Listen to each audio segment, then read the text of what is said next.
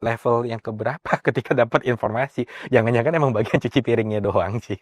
Ketika owner menolak, artinya aksi korporasinya batal dan selesai story-nya. Kalau market nggak FOMO untuk beli, ya harga sahamnya tidak naik. Ketika ada orang ngomong jangan bilang ke siapa-siapa, percaya saya, semua orang tahu rumor itu. Perkenalkan, nama saya Thomas William atau biasa dikenal di Stockbit dengan ID Towils. Dulu saya seorang IT consultant, baru mencoba untuk pensiun dini, ya sekarang banyakkan jadi mentor di salah satu platform namanya Mentor Baik, yaitu suatu platform education untuk value investing, dan juga sekarang lagi belajar konten juga di Instagram pribadi saya, investorsaham.id ya.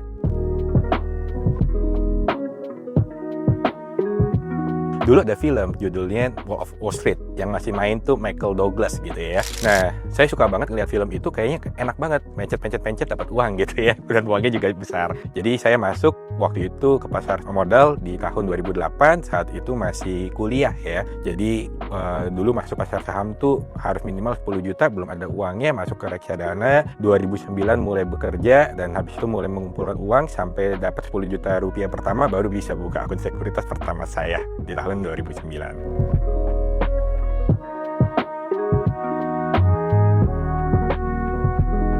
Nah, sama sih sebenarnya kebanyakan orang ya. Dulu saya mencoba mencari figur.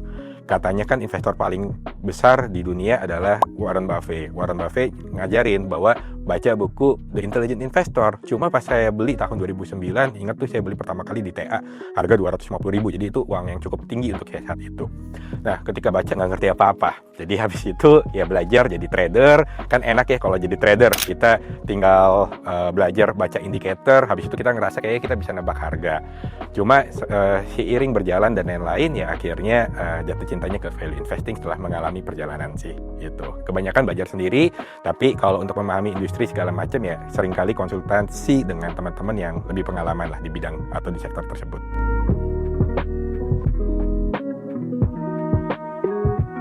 Oke, kenal Stockbit pertama kali itu seingat saya tahun 2018. Jadi waktu itu ada email marketing, mereka lagi gencar, saya cek ini apaan sih Stockbit, ternyata data finansialnya bagus, dan karena waktu itu udah jadi value investor, ya saya tertarik untuk buka, dan benar data finansialnya bagus. Tapi saat itu saya belum pernah buka forumnya sebenarnya. Baru pas lagi tahun 2019 ada temen ya dari Lampung datang minta diajarin tentang investasi. Saya jelaskan tentang konsep value investing. Namanya orang baru belajar, suka banyak tanya berulang.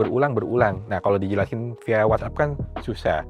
Jadi waktu itu tuh sebenarnya saya cuma menulis di Stockbit hanya untuk dia aja. Tapi ternyata reaksi forum begitu bagus sehingga akhirnya saya terus berbagi insight di forum Stockbit.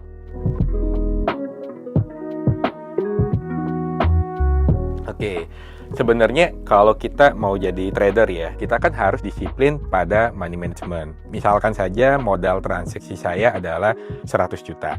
Dan kalau kita mau disiplin, artinya saya hanya boleh kalah 1% dari total modal. Kalau titik cut loss saya 5% dan harus hanya boleh kehilangan 1 juta, maka saya hanya boleh transaksi sebesar 20 juta rupiah. Ketika saya misalkan mendapatkan profit 10% dari transaksi tersebut, artinya kan saya mendapatkan profit 10% kali 20 juta atau 2 juta rupiah atau 2% dari total modal saya. Jadi saya hanya bisa mendapatkan keuntungan-keuntungan dari total modal transaksi yang dibatasi oleh kedisiplinan tersebut. Anggaplah misalkan modal trading saya adalah 100 juta dan saya bisa mendapatkan return 30% dari total modal saya. Itu kan berarti nilainya sebesar 30 juta rupiah. Kalau 30 juta rupiah per tahun dibagi dengan 12 bulan itu kan cuma kurang lebih sekitar 3 juta. Padahal kalau jadi trader itu tuh sebenarnya saya membuang waktu kurang lebih ya zaman dulu itu 2-3 jam sehari hanya untuk menyiapkan trading plan. Sehingga kalau hanya dapat uang 2 atau 3 juta sebulan itu kan dirasa sangat tidak worth it ya. Coba kalau kita misalkan kalikan nih 5 kali total modalnya jadi 500 juta, which is hanya 10-15 juta, padahal effort yang dikeluarkan itu sangat besar menurut saya. Sehingga akhirnya kalau saya mau sukses di pasar modal, saya harus bisa bermain dengan dana yang lebih besar. Nah, waktu itu mencoba jadi trader bermain dengan dana yang lebih besar. Ternyata disiplin cut loss ketika bermain dengan dana yang lebih besar itu tidak gampang. Ketika harga sahamnya jatuh, penyentuh titik cut loss kita tuh ada di dalam psikologi, siapa tahu nanti harganya rebound sedikit. Pas harganya rebound sedikit, udah sempat profit dikit, nanti kita juga berharap, siapa tahu masih naik sedikit, lumayan untungnya. Sampai akhirnya kedisiplinan saya hilang dan waktu itu cut loss dengan jumlah yang besar. Sehingga saya merasa bahwa ketika menjadi trader, saya tidak bisa bagus psikologinya ketika bermain dengan uang yang besar. Saya mencoba mencari metode yang bisa nyaman untuk bermain dengan uang yang besar, dan saya rasa value investing adalah jawaban yang saya cari. Itulah kenapa akhirnya saya pindah dari seorang trader menjadi seorang value investor.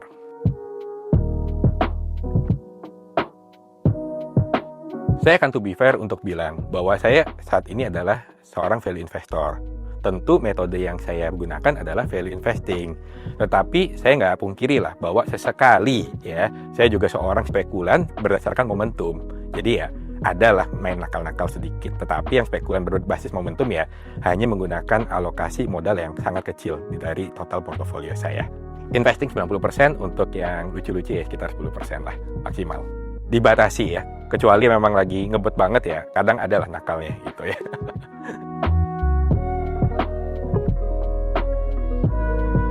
Oke, aturan ya kalau untuk spekulasi nih ya. Sebaiknya kalau nggak spekulasi itu lebih baik sih. Tapi kalau misalkan saya dalam melakukan aksi spekulasi, yang pertama saya harus ngecek dulu sih, data sama faktanya ada nggak untuk mendukung. Yang kedua, saya akan melihat dulu, market sudah memberikan reaksi atau belum. Jangan sampai saya itu dapat yang bagian cuci piringnya, itu ya. Yang ketiga adalah dana yang digunakan, ya dana yang tidak signifikan. Sehingga kalau akhirnya terjadi kesalahan, ya sudah, gitu saya bisa terima untuk kekalahan tersebut.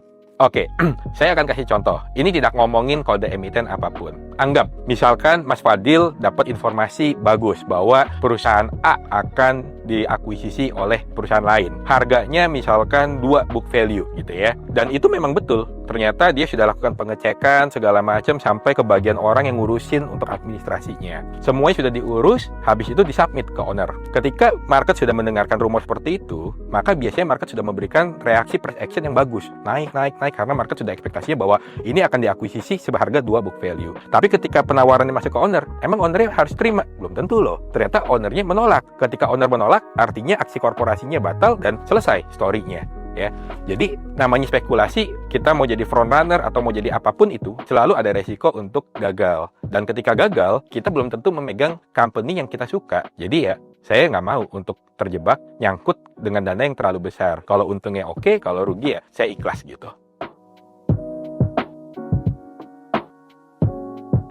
Saya orangnya suka belajar, saya orangnya suka mencoba.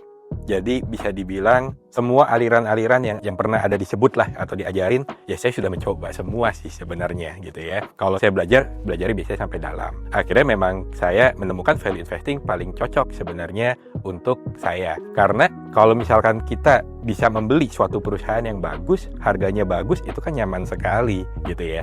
Psikologi manusia itu selalu dipengaruhi oleh 3 faktor. Ada fear, greed, sama yang paling seram itu adalah envy atau cemburu. Makanya selalu ada ketidakrasionalan di dalam pasar saham. Nah, enaknya jadi value investor, kita tuh selalu bisa memanfaatkan atau selalu memiliki peluang untuk memanfaatkan ketidakrasionalan di dalam pasar saham. Sehingga kalau ada company bagus, dijual di harga yang murah karena mungkin sentimen temporer atau karena harga saham yang nggak naik-naik, maka kita bisa mendapatkan peluang dari pasar saham tersebut. Itu enaknya jadi value investor menurut saya. Memanfaatkan ketidakrasionalan dengan kita menjadi rasional di pasar saham.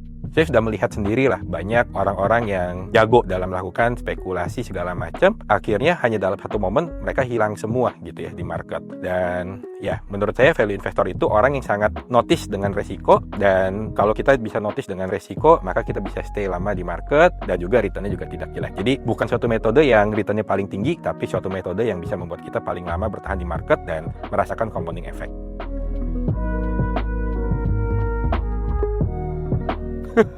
Value investing itu jelas. Oke, 1. Kalau kamu mau cuan besar, harus modal besar. Saya seperti yang tadi saya bilang, saya ketika jadi trader, saya tidak berani bermain dengan uang yang besar, ya. Sehingga akhirnya cuma capek untuk saya. Mungkin saya yang tidak berbakat lah, ya, tidak seperti teman-teman trader yang hebat-hebat di luar sana, ya, yang berani bermain dengan modal miliaran, puluhan miliar, ratusan miliar. Saya nggak berani, nggak memiliki mental untuk itu. Tapi kalau sebagai value investor, bermain dengan modal yang besar, saya nyaman. Dan habis itu secara return juga besar, bisa ratusan %. Dan sebenarnya waktu menunggu, kalau kita sudah paham ya tidak terlalu lama juga sih. Jadi jelas value investing adalah yang returnnya menurut saya paling menarik untuk saya saat ini.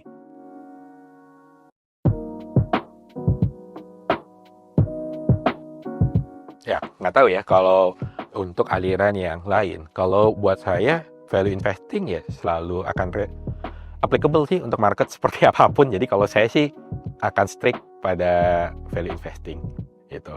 Cuma ya, kalau kalian udah pilih satu metode, habis itu ternyata berapa tahun tidak membawa kalian kemana-mana, ya sebaiknya kalian consider untuk mengubah metode kalian. Ya yang nyaman aja dengan kalian gitu ya. Gitu.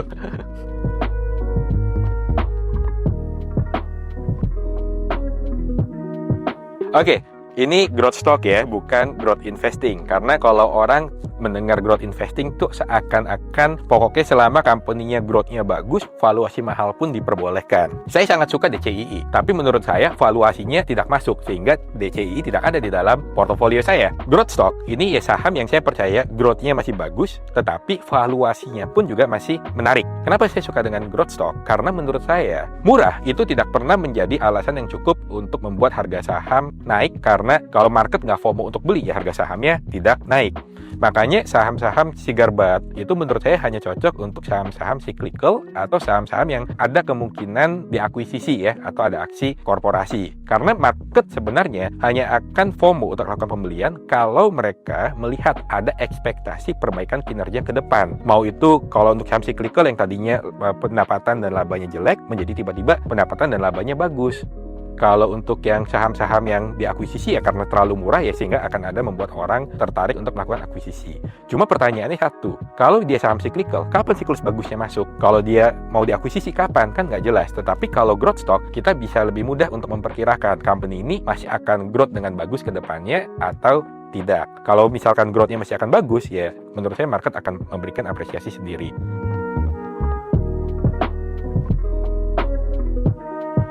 Kalau untuk melihat growth stock ya memang nggak bisa dipungkiri, kita benar-benar harus paham dengan emitennya, paham dengan bisnisnya. Jadi kalau saya selalu melihat memang distribusi produknya di market seperti apa, rencana ekspansinya. Jadi saya suka sekali ngelihatin untuk aset tetapnya dia beli untuk apa dan belinya di mana, sehingga saya bisa memikirkan kira-kira rencana pengembangan ke depannya seperti apa. Kalau saya suka dan saya percaya bahwa growth-nya masih bagus ya saya nyaman. Tapi kalau misalkan ternyata capex-nya atau rencana ekspansinya udah dipakai untuk ugal-ugalan, untuk malah diversification, diversifikasi yang ngaco, ya forget it lah.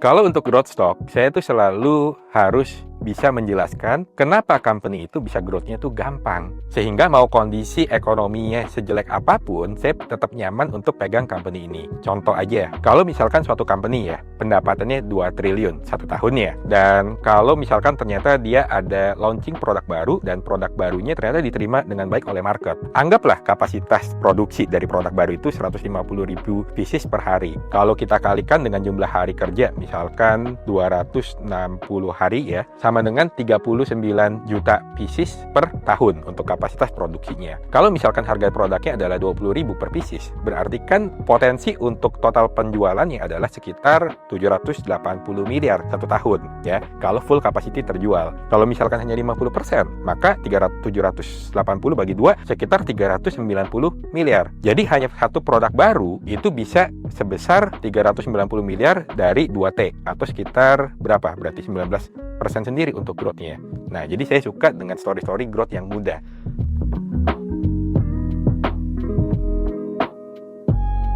Oke, kalau dulu ketika awal jadi value investor, saya suka ya lakukan untuk screening. Tapi kalau seiring udah perjalanan waktu, saya sih sebenarnya sudah punya watchlist sendiri, company-company mana yang saya suka. Suka belum tentu artinya ada di dalam portofolio. Bisnis saya suka, tapi mungkin valuasinya belum masuk ya, ada di dalam watchlist. Tetapi belum ada di dalam portofolio. Nah, saya tinggal menunggu ada kesempatan, apakah ada kesempatan untuk masuk di harga menarik atau tidak. Tetapi kalau misalkan ditanya, screening seperti apa, saya tuh selalu suka pakai parameter namanya enterprise value, karena bagi saya itu lebih mencerminkan valuasi suatu perusahaan, karena itu sudah melibatkan market cap, melibatkan cash dan melibatkan juga untuk debt. Jadi menurut saya valuasi yang lebih make sense sebenarnya dibanding hanya sekedar market cap. Nah, di Stockbit kalian kan bisa lihat ya, bisa melakukan perbandingan enterprise value ini dengan rasio to rasio kalau di fitur screenernya Stockbit. Jadi mau kalian perbandingkan enterprise value dengan net income bisa, dengan cash flow operation bisa, dengan free cash flow juga bisa. Dari sana ya habis itu kita bisa dapatkan contoh-contoh company-nya, habis itu ya tinggal dibedah satu persatu.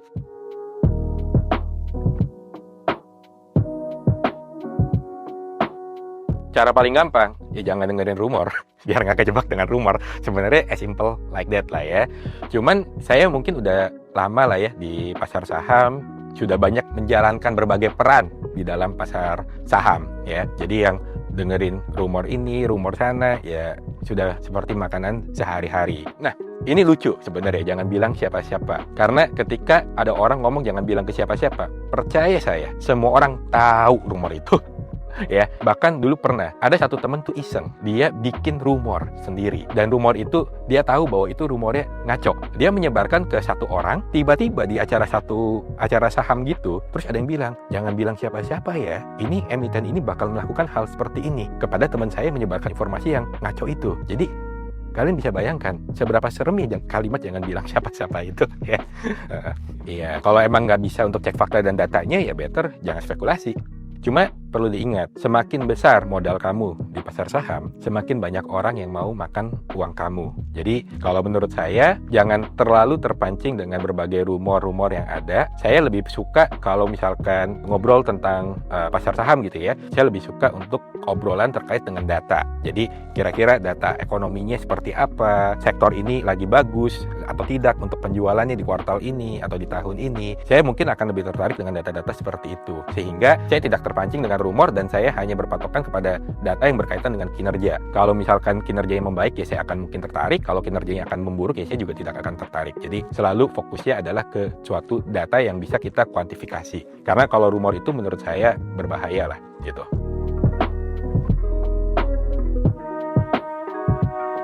Waduh, itu dulu ya namanya orang ya kalau ketika udah masuk dengerin rumor segala macam tuh kayak kecanduan kan sebenarnya ya. Kalau misalkan rumornya benar, naiknya tinggi, kita nggak punya posisi, salah.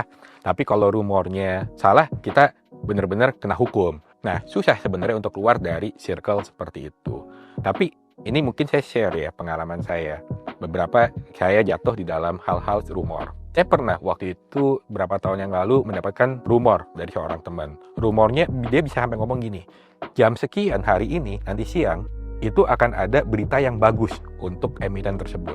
Wah, saya akhirnya masuk. Cuma ketika saya masuk, saya melihat kok kode broker yang bisa dipakai malah jualan terus.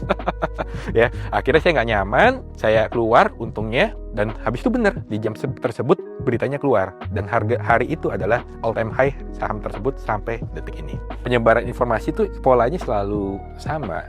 Yang diincar tuh nggak mungkin investor retail. Yang diincar tuh selalu investor institusi terlebih dahulu. Jadi ketika ada orang mendapatkan informasi, biasanya ada jalurnya. Saya misalkan nyebarin ke Mas Fadil gitu ya. Kalau saya nyebarin ke Mas Fadil, nanti Mas Fadil bisa nyebarin ke analisis Stockbit ya. Dari analisis Stockbit nyebar lagi ke institusi yang lain. Dari institusi baru nanti ngincar. Kira-kira likuiditas mana lagi yang bisa diincar? Pemain besar mana? Ya nasabah-nasabahnya. Nanti dari nasabahnya baru nyebar ke investor retail yang lucu-lucu. Biasanya kan seperti itu.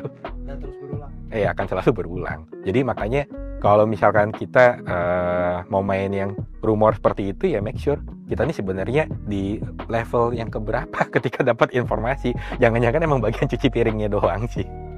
Itu kenapa menurut saya hati-hati sih kalau main yang dengar momentum rumor seperti itu.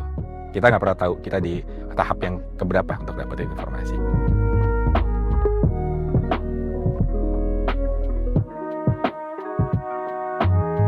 Tidak salah dan tidak benar ya.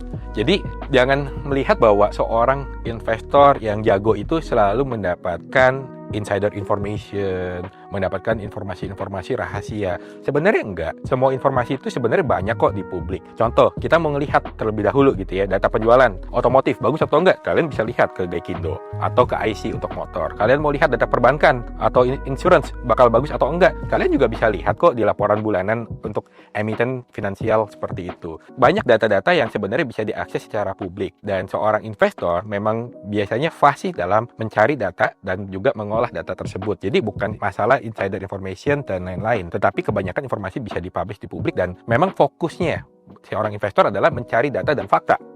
Jadi kalau misalkan kita juga kalau lagi ngobrol ya, kita tanyanya, penjualan sektor ini lagi bagus atau enggak? Karena kita tertariknya dengan data. Ya, habis itu ya kita punya data, punya fakta, ya kita bisa mengambil keputusan dengan lebih bijaksana. Itu sih sebenarnya.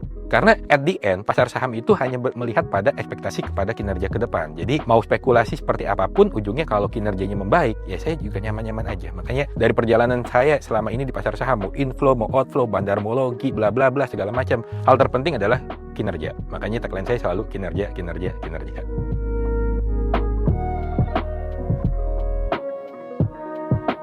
Kalau misalkan saya perjalanannya mulus semua, maka saya tidak akan berubah menjadi seorang value investor. Saya tadinya trader kan, jadi tentu saya tuh udah mengalami banyak kejatuhan ya, dari mau tradernya yang melihat chart, mau trader yang lihat bandarmologi, mau ngelihat dari aksi korporasi, mau ngelihat dari main copetan front runner, ya saya udah mengalami banyak lah kejatuhan-kejatuhan ya. Sehingga ya akhirnya ya kenapa saya nyaman sebagai value investor, ya saya sudah melewati hal itu semua. Oke, dividend trap ya, mungkin yang dulu paling saya terkenang itu dulu Merck sama MPMX ketika terjadi divestasi unit usaha ya, beberapa tahun lalu, saya agak lupa tahun berapa. Waktu itu dividennya luar biasa, saya ambil, habis itu jatuhnya kan juga luar biasa sebesar dividennya, dan itu sih cukup lama ya balik modalnya. Untungnya di MPMX ya waktu itu market berbaik hati memberikan harga murah sekali, ambil banyak, dan ya untungnya bagus gitu. Kalau value trap ya dulu ngelihat kan biasanya value investor PBV murah gitu ya dan lain-lain. Ternyata setelah dibedah, PBV murahnya karena aset tetapnya nilainya besar, padahal aset tetapnya cuma tampungan dari biaya-biaya, nggak ada nilainya sebenarnya.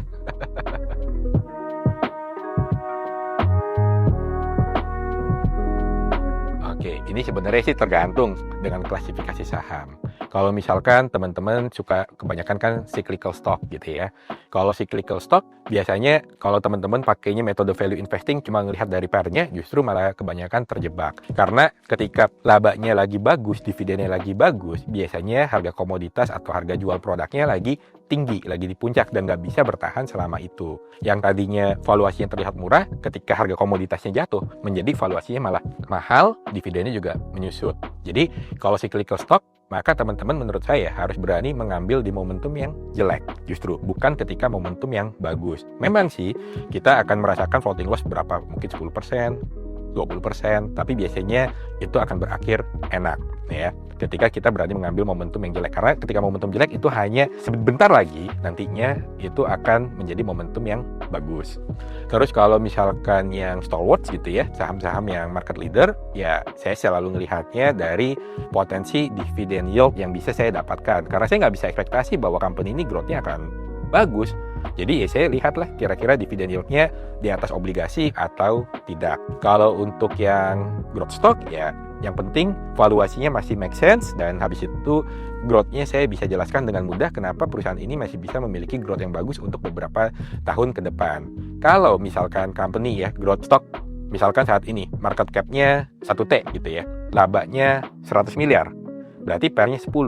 Kalau labanya nanti tahun depannya naik jadi 200 miliar, ya kalau misalkan market tidak memberikan apresiasi, ya menjadi saham yang under value sebenarnya gitu. Makanya kenapa saya suka dengan growth stock. Ya kurang lebih mungkin seperti itu. Kalau aksi korporasi biasakan sebaiknya sih ya cek transaksinya benar terjadi atau enggak. Jadi rajin-rajin melihat pasar nego dan keterbukaan informasi sih gitu.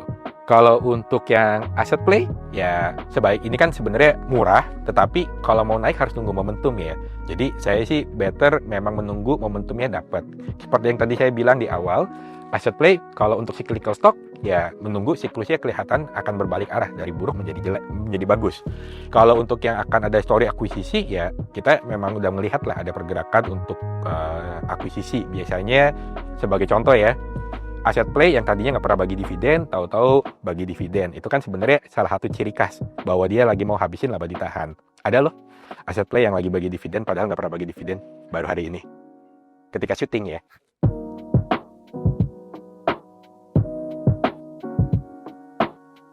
Buat hindarin resiko ya, mungkin dari pelajaran saya selama berapa tahun, yang paling berguna adalah berinvestasilah atau membeli suatu perusahaan yang manajemennya bagus sih. Karena banyak hal, company murah, manajemennya tidak baik, itu juga adalah suatu keputusan yang salah. Beli company bagus, di harga yang bagus, manajemennya bagus, dan biarkan waktu yang bekerja. Itu kunci investasi, sesimpel itu sebenarnya.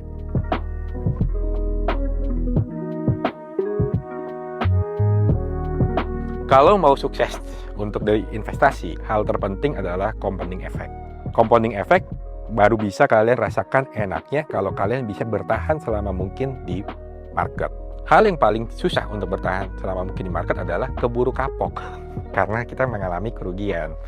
Jadi silakan aja sebenarnya teman-teman mau mencoba berbagai metode, karena mau dinasihatin seperti apapun, namanya manusia tuh selalu ingin mencoba. Jadi ya silakan aja coba. Cuman kalau coba ya kalian pikirkan dengan bijak. Jangan sampai kalian terlalu agresif pada suatu hal yang kalian belum kuasain, dan kasih batas waktu. Kalau ternyata kalian udah cobain suatu metode ini dan nggak jalan, dan nggak berhasil membawa kalian kemana-mana, ya sudah, artinya metode ini nggak cocok. Karena ada hal yang jauh lebih besar ruginya daripada kehilangan uang, yaitu kehilangan waktu. Kalau saya pribadi kan saya suka dengan value investing, cuma banyak orang bilang, wah value investing tuh butuh waktunya banyak untuk mengolah data, segala macam. Sebenarnya zaman sekarang enak banget, nggak seperti zaman kayak saya dulu belajar. Kalian lihat di Stockbit ada fitur finansial, fitur Keystart, fitur Fundachat, itu sangat-sangat membantu sih sebenarnya. Pesan saya yang terakhir ke teman-teman Stockbitor, ya kita juga sebagai investor harus bisa dan berani mengambil kesempatan kalau market tidak rasional memberikan kita kesempatan yang menarik. Siapa tahu aja dalam waktu dekat nanti kita dikasih kesempatan menarik. Jangan sampai sia-siakan untuk mengambil peluang tersebut.